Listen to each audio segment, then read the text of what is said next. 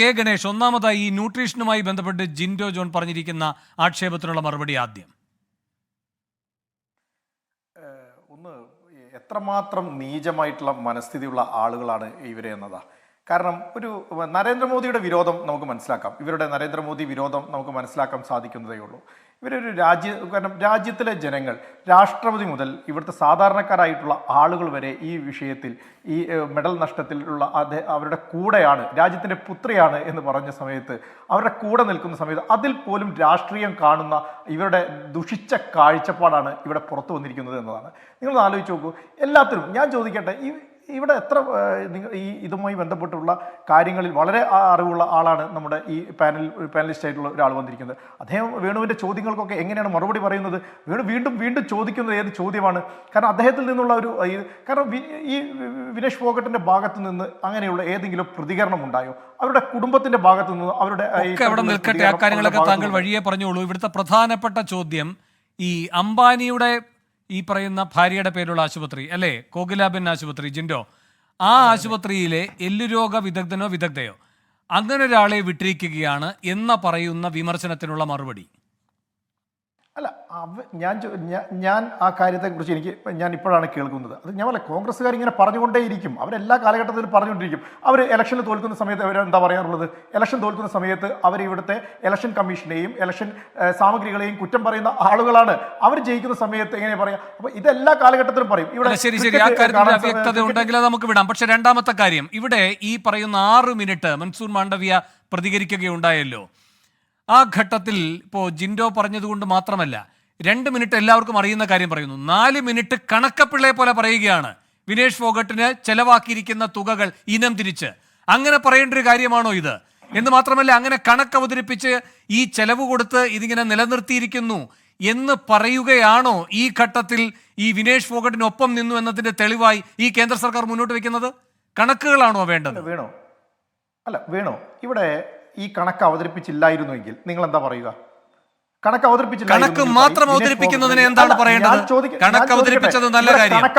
കണക്ക് മാത്രം അവതരിപ്പിച്ച് പിന്മാറുന്നത് എന്തുകൊണ്ട്? കഴിഞ്ഞ ദിവസം ലോകസഭയിൽ നമ്മുടെ വയനാട് ദുരന്തവുമായി ബന്ധപ്പെട്ടുള്ള സംഭവത്തിൽ ഇതിന് ഞാൻ ചോദിക്കുന്നത്, രാജ്യത്തിന്റെ ഇങ്ങനത്തെയുള്ള ഇൻസ്റ്റിറ്റ്യൂഷനെ എന്താ പറയുക, ലോകസഭയിൽ ഞങ്ങൾ പ്രതിപക്ഷത്തുണ്ട് എന്നതുകൊണ്ട് എന്തും വിളിച്ചു പറയുക, അതിനെ കുറ്റപ്പെടുത്തുക, ആ കുറ്റപ്പെടുത്തുന്ന സമയത്ത് അതിനോട് പ്രതിരോധമായിട്ടും കാര്യങ്ങൾ പറയും.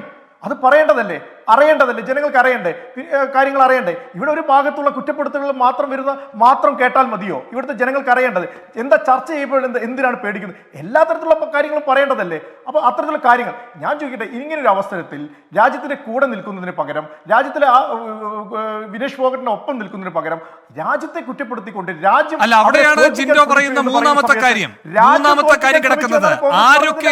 ആരൊക്കെയാണ് വിനേഷ് ഫോഗട്ടിനൊപ്പം നിന്നത്? നിങ്ങളുടെ ഹാൻഡിലുകൾ എങ്ങനെയാണ് പ്രതികരിച്ചിരുന്നത്?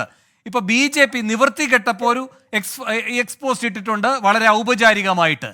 അതല്ലാതെ ഈ ബ്രിജ്ഭൂഷൺ ശരൺ സിംഗിനോട് ചോദിക്കുകയുണ്ടായി, അദ്ദേഹത്തിൻ്റെ പ്രതികരണ രീതി എന്തായിരുന്നു എന്ന് താങ്കൾ അറിഞ്ഞു കാണുമല്ലോ. അദ്ദേഹത്തിനെ വാഴിക്കാൻ പറ്റാത്തതുകൊണ്ട് അദ്ദേഹത്തിൻ്റെ മകനെ വാഴിക്കാനുള്ള ശ്രദ്ധ നിങ്ങൾ കാണിച്ചിട്ടുണ്ടല്ലോ. ആ മകൻ എത്രമാത്രം നിർവികാരമായാണ് ഈ വിഷയത്തിൽ പ്രതികരിച്ചത് എന്നതും നമ്മുടെ മുന്നിലുണ്ട്. അപ്പോൾ അതുകൊണ്ട് ആരൊക്കെയാണ് വിനേഷ് ഫോഗട്ടിനൊപ്പം ഉണ്ടായിരുന്നത് എന്ന ഗിരിപ്രഭാഷണം എന്തായാലും BJPക്ക് നടത്താൻ ഇന്നത്തെ ദിവസം ധാർമ്മികമായ അവകാശമുണ്ടോ? അങ്ങനെ അവകാശം ഞാൻ പറഞ്ഞില്ല, അവകാശത്തിന്റെ പ്രശ്നമല്ല. നിങ്ങൾ എന്താ പറഞ്ഞുകൊണ്ടിരിക്കുന്നത്? ഇവിടെ രാജ്യം അദ്ദേഹത്തിന്റെ കൂടെ വിനേഷ് ഫോഗട്ടിന്റെ ഒപ്പം നിന്നില്ല എന്നാണോ? ഇവിടെ രാജ്യം മുഴുവൻ, ഞാൻ പറഞ്ഞല്ലോ, രാഷ്ട്രപതി മുതൽ സാധാരണക്കാരായിട്ടുള്ള വ്യക്തികൾ വരെ ഈ പെൺകുട്ടിയുടെ കൂടെ വിനേഷ് ഫോഗട്ടിന് ഒപ്പം നിൽക്കുകയാണ്. കാരണം അത് രാജ്യത്തിന്റെ പുത്രിയാണ്.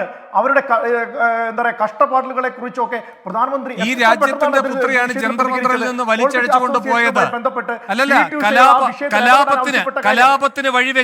കലാപത്തിന് വഴിവെച്ചു, ഔദ്യോഗിക കൃത്യനിർവഹണത്തിന് തടസ്സമുണ്ടാക്കി എന്നൊക്കെ പറഞ്ഞ് വലിച്ചഴച്ച് കേസെടുത്ത് അകത്തേക്ക് കൊണ്ടുപോയതും ഈ പറയുന്ന രാജ്യത്തിന്റെ പുത്രിയെ തന്നെയാണ്, പെൺകുട്ടിയെയാണ്. അതേ ആളെ തന്നെയാണ്. യാതൊരുവിധ മടിയും കൂടാതെ നരേന്ദ്രമോദിയെ വിമർശിച്ചതിന്റെ പേരിൽ ഒളിമ്പിക്സിന് വിടാതിരുന്നിട്ടില്ല. അതാ ഞാൻ പറഞ്ഞത്, നിങ്ങൾക്ക് ഇങ്ങനെ നരേന്ദ്രമോദിയെ മോദിയെ വിമർശിച്ചാൽ ഒളിമ്പിക്സിന് പോകാൻ പറ്റില്ല എന്ന് പറയുന്ന വ്യവസ്ഥ എവിടെയാണ് എഴുതി വെച്ചിരിക്കുന്നത്? അല്ല, അതൊരു ഔദാര്യം പോലെ അവതരിപ്പിക്കേണ്ട, അതൊരു ഔദാര്യം പോലെ അവതരിപ്പിക്കേണ്ട. അല്ല, ഒരു സെക്കൻഡ് അല്ല, ഒരു സെക്കൻഡ് ഗണേഷ്, മോദി പ്രതികരിക്കുകയുണ്ടായി.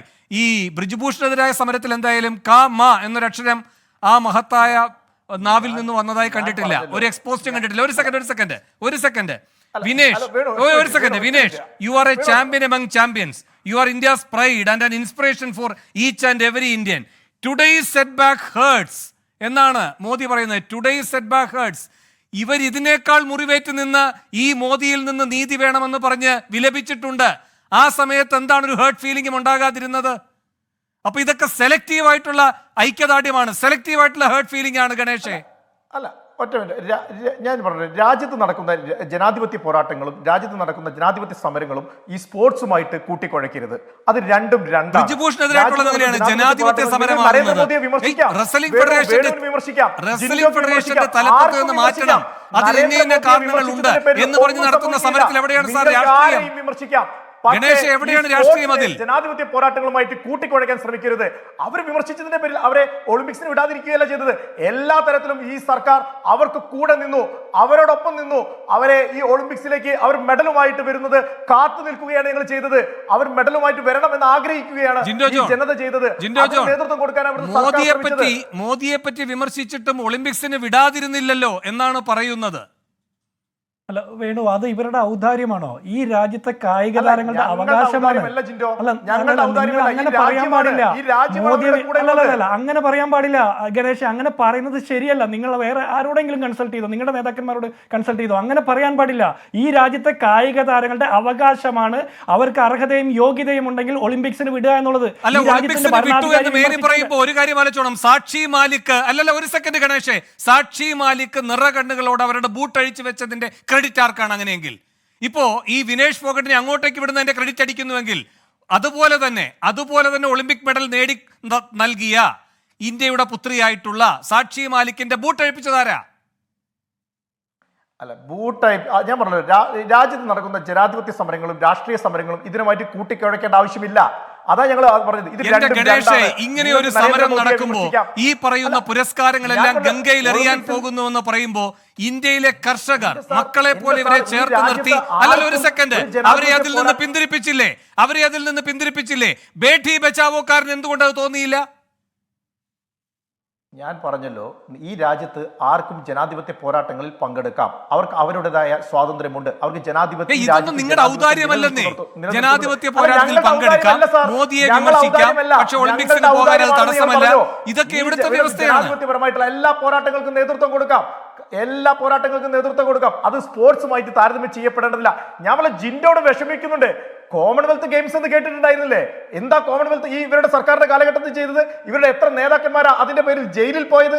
എത്ര നേതാക്കന്മാർ ജയിലിൽ പോയി അകത്ത് അരിയുണ്ട തിഹാർ ജയിലിൽ കിടക്കുന്നുണ്ടായിരുന്നു? അപ്പോൾ ഞാൻ പറഞ്ഞില്ലേ, ഇവർക്ക് സ്പോർട്സ് ഇത്തരത്തിലുള്ള കാര്യങ്ങൾക്കുള്ളതാണ്. എന്നാൽ ഞങ്ങൾ അങ്ങനെയല്ല. ജനാധിപത്യ പോരാട്ടങ്ങളായിട്ടും സ്പോർട്സിനെ സ്പോർട്സ് ആയിട്ടും മറ്റ് ഇവന്റുകളായിട്ടും കണ്ടുകൊണ്ട് തന്നെയാണ്. കമാൽ വരദൂരും ചേർന്നുണ്ട് പാരീസിൽ നിന്ന്. അദ്ദേഹവും ചേർന്നു. ഞാൻ കമാലിലേക്ക് വരാം. കമാൽ, ഒന്ന് ക്ഷമിക്കുക. ജിൻഡോ ഒരു സെക്കൻഡ് ജിൻഡോയുടെ ഒരു പ്രധാനപ്പെട്ട